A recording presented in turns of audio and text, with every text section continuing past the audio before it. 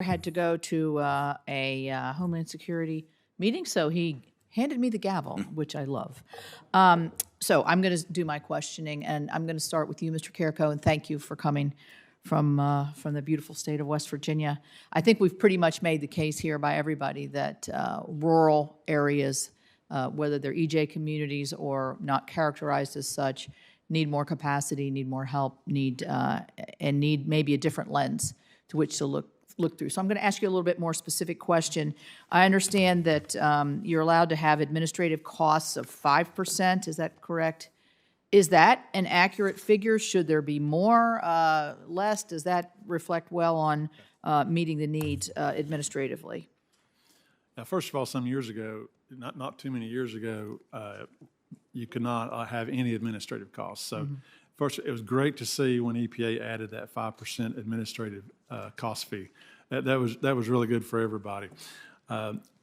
From what I can tell, and this is just my opinion on the matter and the folks that I work with, for our larger cities and our larger urban areas, I think the 5% fee is actually fairly sufficient for them because they've got staff, they have other resources, et cetera, that they can draw from. For our smaller communities where they don't have that many resources, they don't have the capacity, et cetera, possibly a little bump up to that 5% allowance it would definitely be of help to them. But I would also add this as a caution, if I could. The vast majority of the funding should always focus on assessing those sites, figuring out what the contaminants are, and all those things that's needed, followed by the cleanup. The primary funding should always be focused on that, with a secondary focus on your site redevelopment and planning gaps. So again, the 5% is great. Maybe bumping it up a little for our smaller communities would probably help them out a little bit more. Maybe not too big of an issue for some of our larger. Okay. All right. Thank you. Mr. Pouncey, your testimony really, I think, brings into focus the partnership aspect of this. So you talked about the state of Georgia and what you're doing there. You've all talked about states that are active here, and then also the private developers aspect of this. So as you're looking at that in terms of, and I know you've mentioned some tax issues that would be helpful opening up to demolition, and we need to do demolition not just on brownfield sites, but on urban areas that and rural areas that just have these dilapidated, uncared for properties that nobody's going to, they're havens for ill use and unsafe and unhealthy. So if you're looking at how would you improve those and strengthen those partnerships? I mean, to make sure that we're maximizing all the benefits. And I am curious to know as well, because I did work on the Opportunity Zone legislation with Senator Scott. Are you all using that? And can you use that in this whole universe of brownfield redevelopment? And has that been useful? Yeah, Senator, I'll address those, excuse me, in reverse order.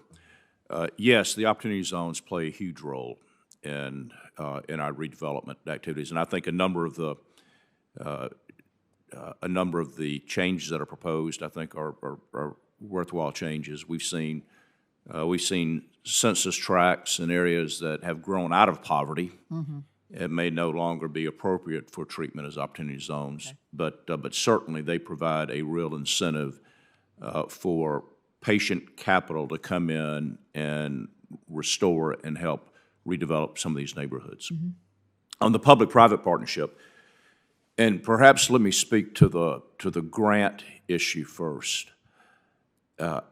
Respectfully, we have seen many instances in which the grants funded testing, but that testing was really for no specific purpose toward cleanup. And as a result, at the end of the day, nor for redevelopment of the community or improvement of the community, as a result, at the end of the day, it becomes a report that goes in to someone's desk and sits there. I would propose, and we have championed in some instances, the local communities who are applying for or receiving these grants, partnering with the private sector as well. So there is a real opportunity, because so many times the cleanup occurs as part of the redevelopment itself. Right. The dirt that is moved, the yellow iron that is out there that is moving this dirt and is going to be there whether it's construction or whether it's cleanup. It's just where the material is taken afterwards. And so I do think there's real benefit in the local communities that are applying for or receiving these grants, partnering with the private sector, with interested entities or developers that can come in and say to them, here's the testing we need to come in and do this redevelopment, which very often includes both a public and a private component to it.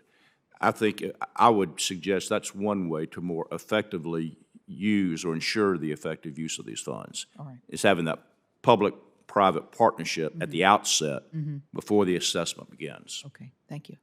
It's a question I wanted to ask everybody. So we've talked about successful brownfields applications and projects that you've worked on. Have you ever had a project where you looked at it for a brownfield and you deemed that it would be not worth the effort or something that was premature? I don't know. We'll start with you, Mr. Carico, and then we'll go back through the whole group. Yes, ma'am. And the answer to that, short answer is yes. Many times we interact with the community. I'll give you an example in the little community of Mullins. Had a little project there, and all they needed when all was said and done was about $30,000 to do some asbestos abatement. The EPA Brownfields program is not the route to go to try to go get that funding. It's just way too much effort and for that one single project. We do often sit down with, especially again, our smaller, more rural communities, and after meeting with them, going through all the details, we tell them, you're not ready to try to get into this Brownfields arena. Maybe then we try to help them with one particular site. You know, they've got a little site inventory, and it's their most it's their highest ranking site they want to try to do something about. We try to work with them on that one site, and that kind of gets their appetite wet and gets them to learn the process a little bit, and then prepares them to where they can move on, forward into the Brownfields arena. I'll let these other fellows Mr. Pouncey. comment as well. Mike. Think of two categories of sites that we've had to walk away from. One are sites that are on the national priority list because it just takes so long to get those sites off the list. That's the Superfund priority. It is. It is. We had one where we spent close to 15 years to ultimately get it off the national priority list, and went through 4 series of purchasers because the lack of patience. They just couldn't wait that amount of time to get it off. So that's one category. That's why I think it's so important to develop innovative ways to get these sites off the Superfund list. The second is less subject to how you correct it, but it's simply where we're approached by a developer for a particular type of use, and it turns out the site just wasn't appropriate for that use. And that may be if you're looking at a single-family or multifamily residential development, and the cleanup is such that it's really only going to support an industrial use or a warehouse last-mile use or something like that. Right. Thank you. Mr. Brasher? Yeah. We have 2 types of sites in Lawrence. We have scatter sites, smaller properties, smaller industrial properties in residential areas, and then we have large properties with great proximity to transit, to highways, riverfront properties as well. The ones that are along the waterfront, close to transit, they're going to find a private partner to complete that redevelopment and to really show that leverage that the EPA Brownfield program is so known for. But when you get to the scatter sites in residential areas, the smaller industrial sites, less than an acre, with triple deckers or high density housing right adjacent to them, the end use is not very visible, and the partners with the Brownfields expertise required to reposition these and get them back on the tax rolls, they're not really out there. So you're really relying quite frequently on somebody like a Groundwork to come in and do a park, or a community-based organization, community development corporations that's going to take down the site and hopefully create some housing.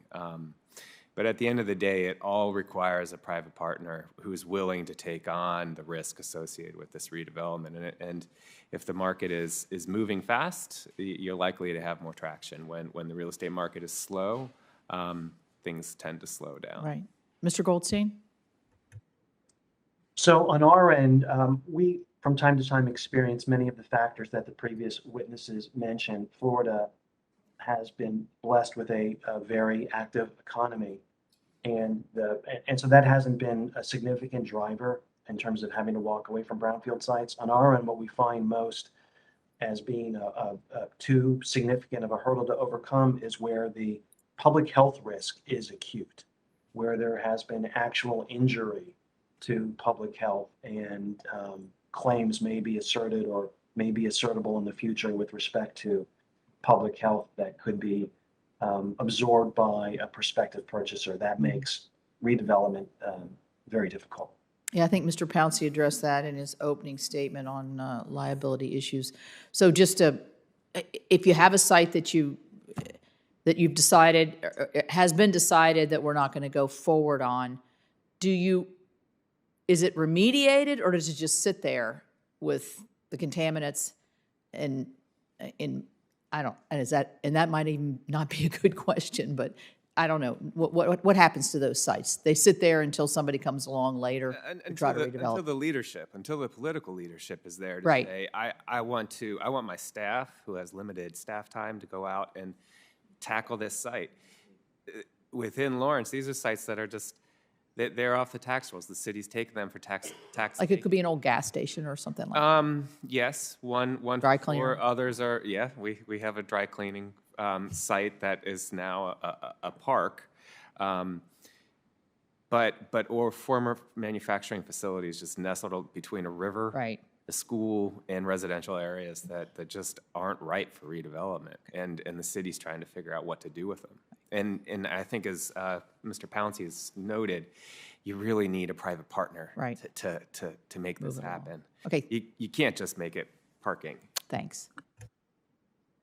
Senator, Go ahead, please. if I may, your question is a great one because that's where we originally came into the Brownfields program in the first instance in the mid-1990s. There were dozens and dozens of obstacles to cleanup and redevelopment that were too high to surmount. And steadily over the decades, EPA and state partners have been lowering those obstacles.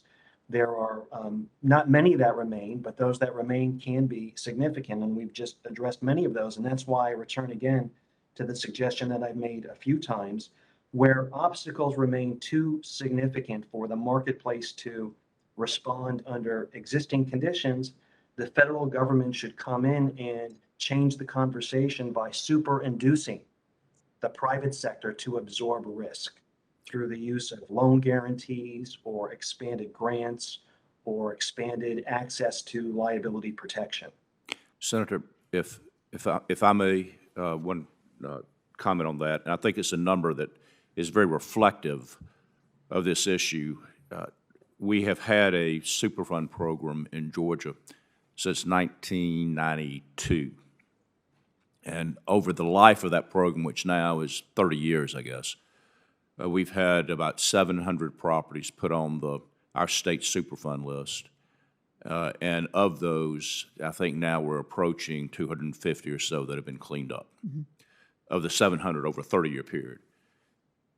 You compare that to the Brownfield program, which is a private incentivized program, where we have had 1,300 properties go into the program in just a little over half the time, and 750 or so of those properties have come out cleaned up. So you compare that enforcement component versus the private incentive component, and you see the dramatic effect that has on the opportunity for cleanup. Yeah, that's a good point.